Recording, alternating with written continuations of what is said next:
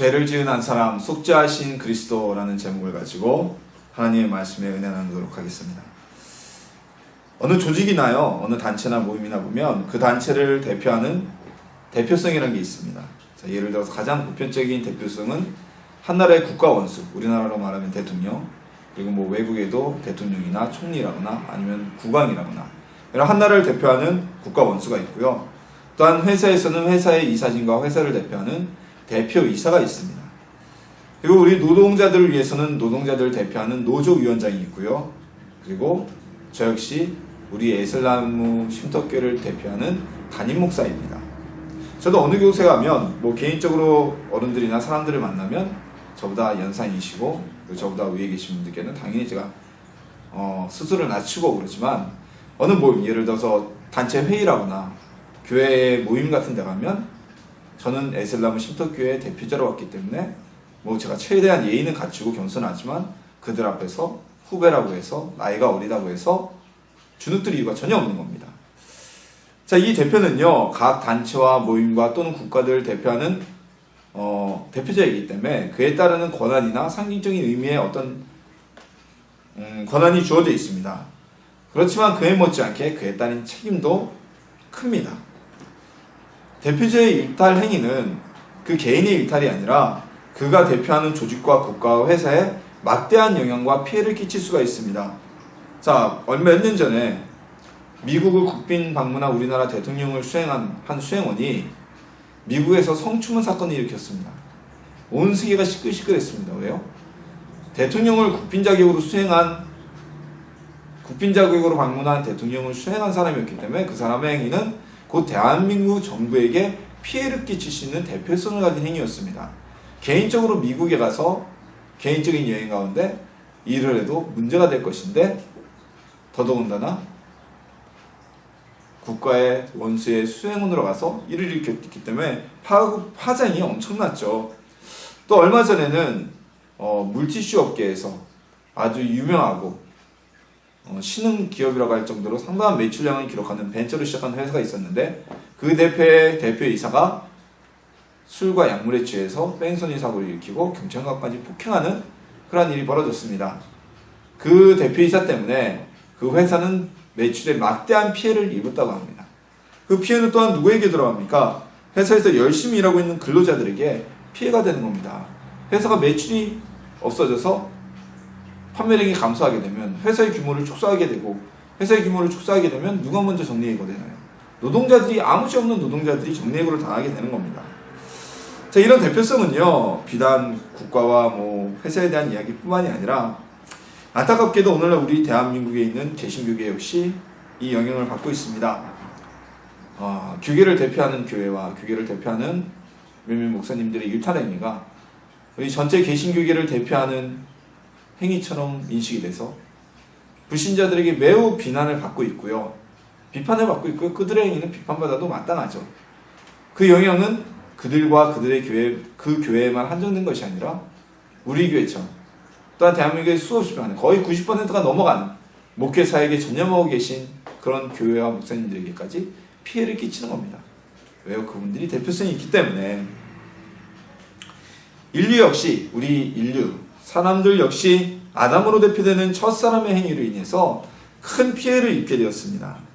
아담 한 사람이 한 일탈 행위로 인해 우리 인류가 얻게 된 피해가 무엇인지 오늘 말씀을 통해 나눠보고요.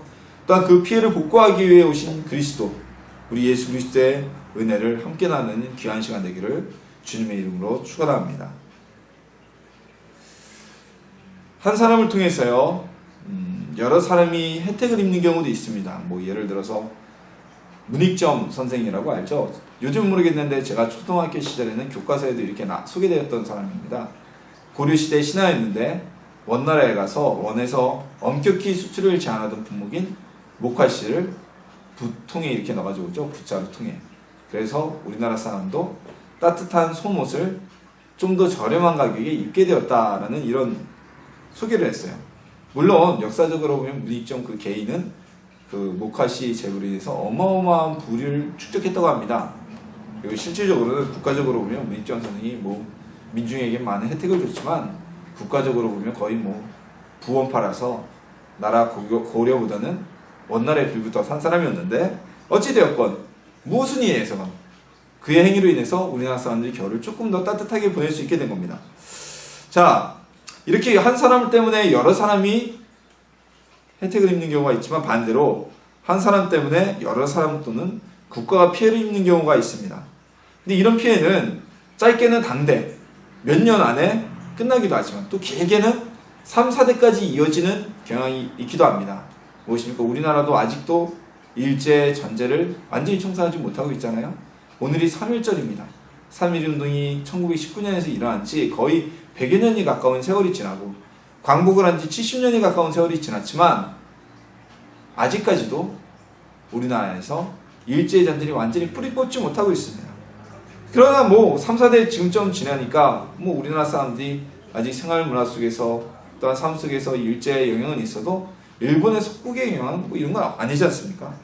그런데 한 사람이 한 잘못의 영향이 수천 년, 수만 년을 지나 지금까지도 우리에게 영향을 끼치고 있다는 겁니다. 이 영향이 무엇이냐면요, 바로 아담으로 인한 죄의 유전입니다. 죄의 유입과 유전입니다. 하나님께서 이 세상을 창조하셨을 때는 이 세상은 완전한 무죄 상태로 하나님이 창조하셨습니다. 아담 또한 하나님의 형상을 따라 지음을 받았고 그리고 하나님의 생기를 통해 생명이 되었습니다. 그래서 아담도 죄가 없었고 이 세상에도 죄가 없었고 아주 거룩한 곳으로 이 땅이 창조되었던 겁니다. 자, 그러나 이 아담은 하나님께서 선악을 알게 하는 나무는 먹지 말아라고 당부하셨음에도 불구하고 그 사실을 알고 있었음에도 불구하고 그 선악을 알게 하는 나무를 먹음으로 범죄를 하게 됩니다. 그래서 그 범죄로 인해서 무죄하게 창조되었던 아담은 죄의 오염이 되게 되었습니다. 이 죄의 오염은 아담 한 사람에게 뿐만이 아니라 이 세상에 죄가 들어오게 하는 통로가 되어버리고 말았습니다. 아담의 범죄의 문제는요, 아담이 하나님의 말씀을 듣고, 즉 알고서도 죄를 범하였다는 데 있어요. 아담이 만약에 하나님께 선악을 알게 하는 나무를 따먹지 말라는 말씀을 안 들었다면, 몰랐다면 어찌어찌 피해갈 수 있는 구제의 대상이 되었을지 모르지만 아담은 분명히 그 열매를 먹으면 안 된다는 것을 알고 있었어요. 알고 있으면서도 아담은 죄를 배웠기 때문에 그 죄에서 헤어날 수가 없다는 것입니다. 자, 근데 이 문제는요, 더 큰 문제는 이 죄가, 아담이 세상에 끌어들인 죄가 아담 당대에서 멈춰지지 않았다는 겁니다. 아담의 모든 후손, 즉 인간의 붉은 피를 타고나는 모든 인류는 아담이 끌어들인 죄를 태어나면서부터 떠안게 되는 죄의 유전이 시작돼야 하는 겁니다. 그래서 인류는 우리의 의지와는 무관하게 죄에 오염되어 살아가게 될 수밖에 없게 된 것입니다. 자, 이것은 참 사단의 전술인데요. 오늘 성경 우리 창세기에 보면 뱀이 아담과 하와를 깨기 전에 이렇게 뱀에 대해 소개하죠. 하나님이 지으신 창조물 중에 뱀이 가장 지혜롭더라, 이렇게 돼 있죠. 이건 사단의 놀라운 전술이에요. 사단도 우리 사람을 뛰어넘는 영치이기 때문에 엄청난 지혜를 갖고 있는 존재입니다. 이게 과연 지혜인지, 지혜는 사람의 지식으로 혜택을 입는 걸 지혜라고 하니까 악이겠네요. 그렇죠? 사람에게 악을 끼치니까 사단의 전술이었어요. 왜냐면요, 하나님은 죄와 함께 거하실 수 없는 거룩한 분이셨습니다.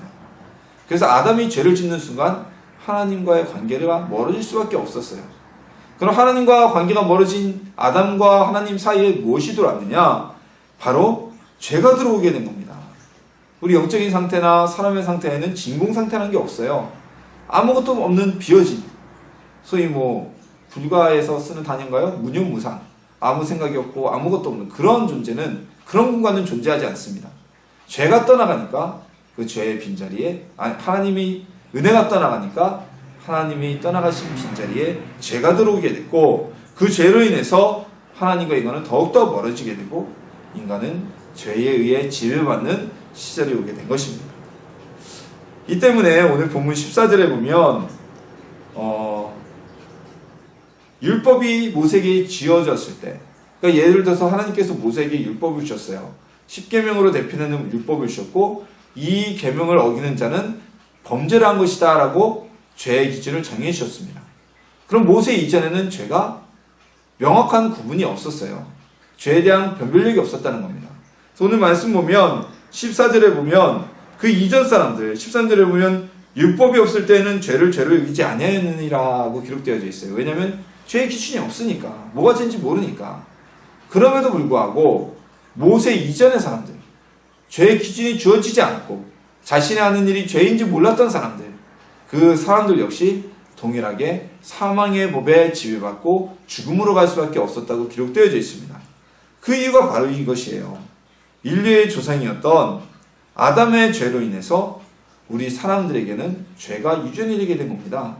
그래서 자신이 죄를 알건 모르건 이 유전된 죄에서는 벗어날 수가 없었던 것이죠. 더 쉽게 말씀드리면 내가 하는 행위가 죄인지 아닌지 인지 구분이 되지 않는다고 해서 그의 범죄가 성립 안 되는 것은 아닙니다. 내가 죄인지 몰랐어요. 죄를 졌어요. 자, 예를 들어서 어느 나라에 가면 아이의 머리를 이렇게 쓰다듬으면 안 된답니다. 그럼 굉장한 성추행이나 모욕의 행위라고 해요. 우리나라에서는 애들이 이쁘면 머리 쓰다듬어 주잖아요. 근데 한국인인 사람이 가서 그 아이의 머리를 쓰다듬어 줬어요. 부모가 신고했어요. 경찰에 잡혀갔어요. 내가 한국 사람이라 몰랐다. 정상 참정은 될지 모르겠지만 그것 때문에 무죄가 될 수는 없다는 겁니다. 마찬가지입니다. 인류의 조상이었던 이 첫사람 아담이 이 세상에 죄를 들어오게 하였고 자신이 죄인인지 아닌지 인식하지 못했던 사람들, 내 행위가 죄인지 아닌지 인식하지 못했던 사람들이라고 해서 그 죄로부터 용서함 받을 수는 없다는 것입니다. 인류의 조상이었던 첫사람 아담은 이 세상에 죄를 들어오게 하였습니다.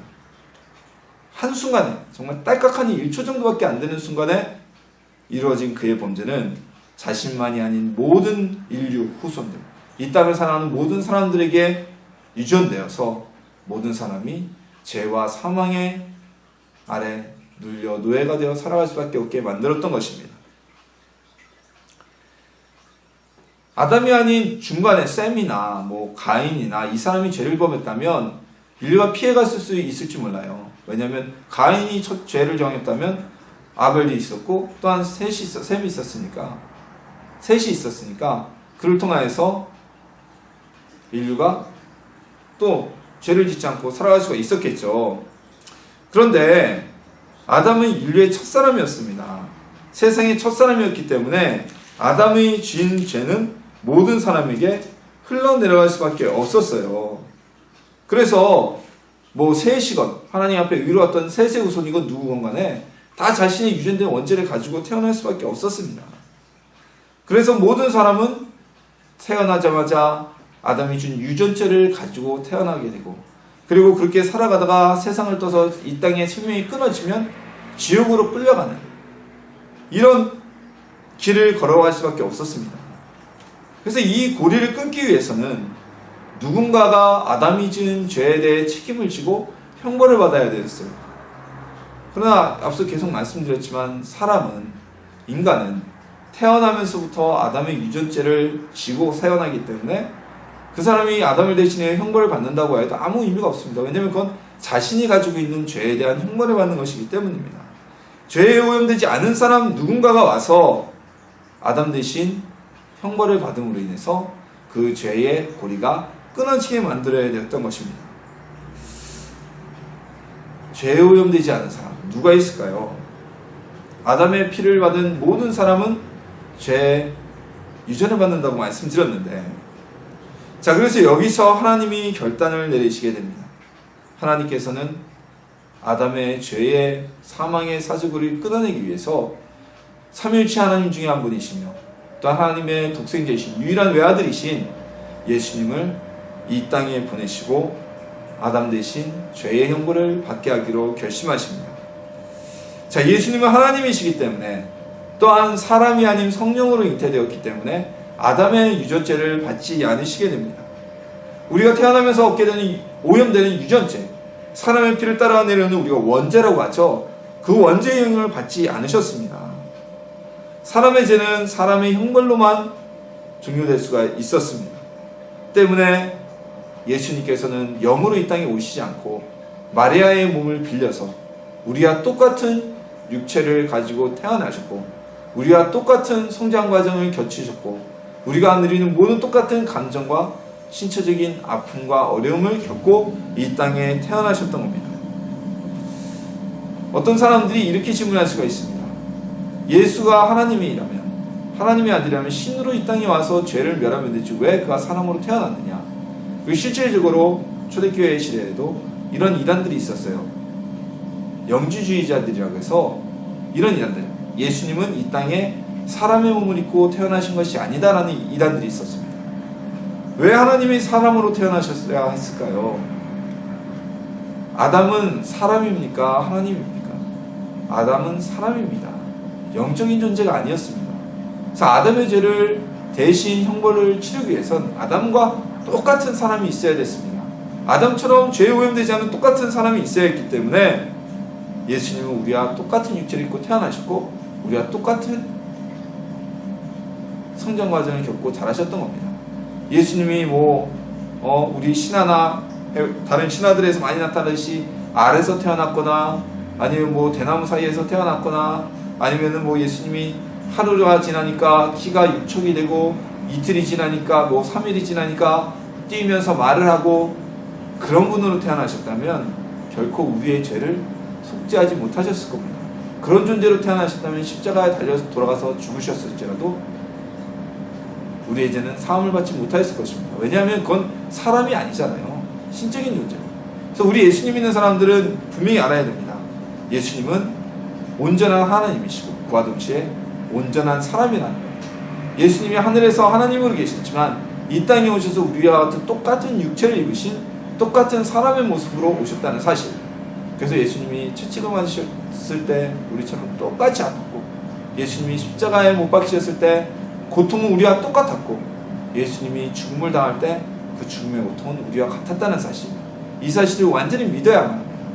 만약에 누군가가 어느 교회에선가가 온전한 사람이신 예수님을 부인하거나 온전한 하나님이신 예수님을 부인하고 예수님을 사람의 위치로 내려놓는다면 그게 바로 이단입니다. 이단을 정죄하는 가장 첫 번째 기준이 바로 삼위일체 하나님과 예수님을 신인 양성, 온전한 하나님이시며 온전한 사람으로 인정하느냐 이겁니다.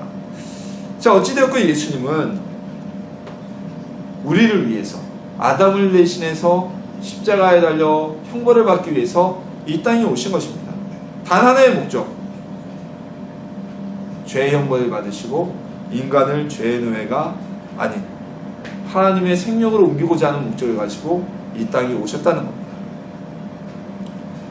때문에 모든 인류는요, 모든 사람은 예수 그리스도를 믿는 순간부터 아담이 내려진 유전죄로부터 해방이 되어지게 됩니다. 더 이상 우리를 통해 아담으로부터 내려온 죄는 예수님을 구주로 영접하는 순간 사라지고 노임을 받게 되는 것입니다. 예수께서 죄가 없는 완전한 사람으로 십자가에서 그 형벌을 받고 돌아가셨기 때문에, 그리고 부활하셨기 때문에 우리는 예수 그리스도를 믿는 순간 우리의 유전죄로부터 사함을 받고 깨끗함을 얻게 되었던 것입니다. 그래서 오늘 본문은 아주 유명한 말씀의 구절을 우리에게 이야기를 하고 있어요. 한 사람이 순종하지 아니함으로 많은 사람이 죄인이 된 것 같이 한 사람이 순종하심으로 많은 사람이 의인이 되리라. 인류의 첫사람이었던 아담 한 사람이 범죄함으로 인해 하나님 말씀에 순종하지 않고 선악을 알게 하는 남을 따먹은 순간 모든 인류가 죄인이 되었듯이 한 사람이신 예수 그리스도가 우리 인류를 위해 십자가에 달려 죽는 그 형벌을 순종함으로 인해서 우리가 죄에서 벗어나 의인이 되었다는 말씀입니다. 이런 의미에서 아담과 예수 그리스도는, 즉 아담은 예수 그리스도의 예표라고 우리가 얘기를 하죠. 오늘 본문에도 나오지만, 왜냐면요, 죄를 이 땅에 집어넣은 한 사람, 인류의 대표 아담, 그리고 그 죄를 사하기 위해서 이 땅에 오신 온전한 한 사람이시며 하나님이신 예수님, 그 한 사람이 죄를 이 땅에 들여왔고 또 한 분은 이 땅에서 죄로부터 노임을 받게 하는 해방의 길을 열으셨기 때문에 예표라고 이야기를 합니다. 자, 우리를 위해 형벌을 받으시기 오신 완전한 사심이신 예수님, 우리 그분을 통해서 죄의 노예였던 우리는 생명 안에서 왕노릇하는 의인으로 자리를 옮기게 되었습니다. 이런 주님의 놀라운 은혜와 사랑에 감사와 찬양을 드리는 저녁 여러분이 되기를 주님의 이름으로 소망합니다. 이제 예수님의 십자가 형벌과 부활은요, 예수님을 구주로 믿는 모든 사람에게, 예수님의 하나님의 아들이시오 우리를 구원하신 구세주로 믿는 모든 사람들에게 임하게 되었습니다. 그 모든 은혜가 되었습니다. 근데 이 은혜의 가치가 더욱더 큰 것이 무엇이냐면요, 죄가 적은 사람보다 죄가 많은 사람에게 끼쳐지는 은혜가 크다는 것입니다. 그러니까 세상에서는요, 상을 줄 때 착한 일을 많이 한 사람에게 더 큰 상을 줍니다. 그리고 착한 일을 많이 한 사람은 상을 받음으로 기쁨을 누리게 됩니다. 근데 예수님의 은혜는 반대예요. 죄를 적게 지었다고 해서 예수님이 더 큰 은혜를 주신 게 아니라, 죄를 많이 지은 사람일수록 자신의 죄가 사하심을 받기 때문에 더 큰 은혜를 받게 된다는 것입니다. 이것이 하나님이 주시는 은혜의 기쁨이고, 세상의 상과는 반대되는 다른 모습을 보이는 것입니다. 자, 우리가 이 원리를 따지자면요, 예수님의 크신 은혜를 느끼려면 우리가 교회 안에서만 머물러 있고 행복해서는 안 됩니다. 자, 무슨 말인가 하면요, 교회는 어디입니까? 여기는 구원받은 백성들의 모임이죠, 그렇죠? 우리가 물론 신앙생활하고 이런 건 다 교회 안에서 있어야 되지만, 근데 이 안에서 예수님의 속죄함의 은혜를 느끼려면 여기는 뭐 죄를 다 사함을 받은 사람들이고, 그렇죠? 이 안에 있는 사람들은 죄로부터 해방을 받은 사람들입니다. 이미 주님의 회방의 은혜를 느끼고 있고 그 은혜 속에 살아가는 사람들이에요. 그럼 이제 이 큰 은혜를, 속죄의 은혜를, 예수님이 이 땅에 오신 그 은혜를 크게 느끼는 곳에 가려면 어디로 가야 될까요? 우리는 죄가 있는, 죄가 많은 사람들에게 가서 예수님의 이 은혜를 전해야 됩니다. 때문에 교회에서는, 우리 믿는 사람들은 죄인이라고 해서 터부시하거나 그들을 막아서거나 거절해서는 안 됩니다. 예수님이 그러셨나요? 예수님이 오히려 세리나 죄인들과 그리고 몸을 파는 율랑녀들과 함께 하셨다. 성경이 우리에게 가르쳐주시는 예수님의 모습입니다.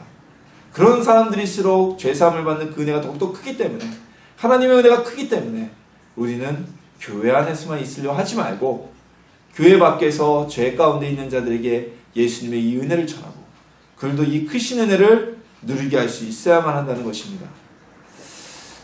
오늘날 우리 교회들이 가지고 있는 가장 큰 어떤, 글쎄요, 과제라고 해야 될까요? 문제라고 해야 될까요?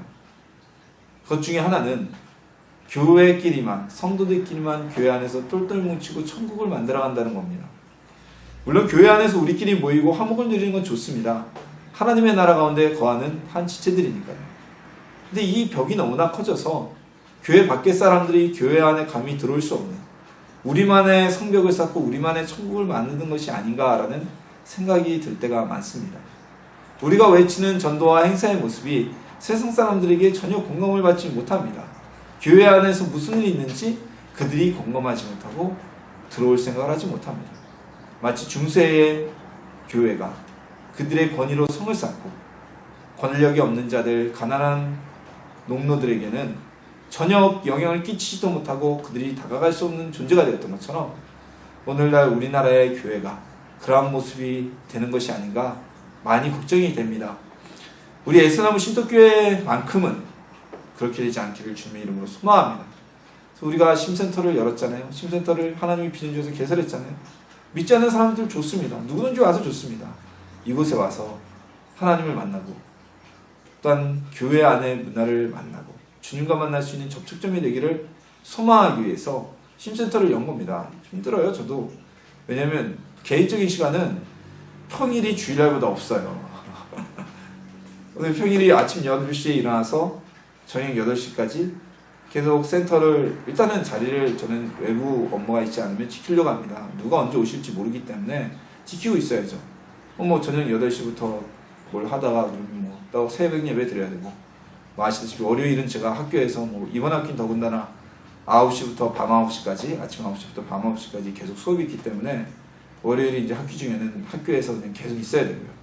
우리 어떻게 보면 주일날이 낮 예배와 저녁 예배 사이의 공간이 빈 공간이 되니까 어떻게 보면 주일이 제일 바빠야 되는데 주일이 어떻게 보면 좀 여유가 있는 날이 되어버렸어요.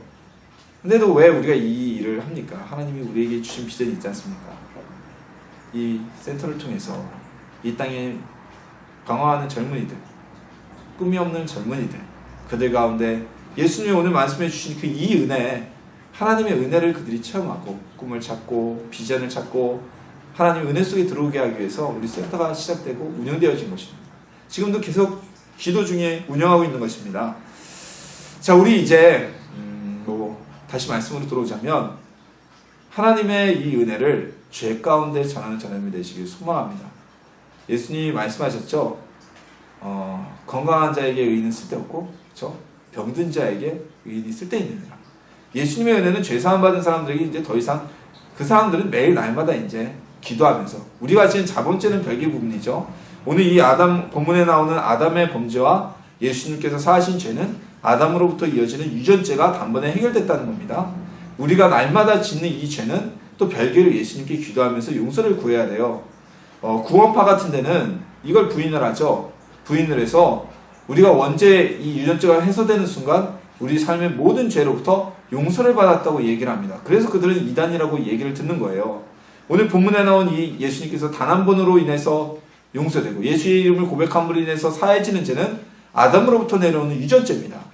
원죄입니다. 이것이 끊어지는 것이지 이 한 번 죄사함 받았다고 우리가 삶을 살면서 거짓말하고 속이고 싸우고 미워하고 이게 용서되는 건 아니에요. 그건 날마다 우리가 다시 예수님께 고백을 하고 죄사함을 구할 때 이전에는 죄사함이 되지 않았지만 예수님 안에 있으면 예수님이 십자가에서 우리를 대신해 돌아가셨기 때문에 그 죄도 용서를 받는 의인이 되는 그런 과정을 거치게 되는 것입니다.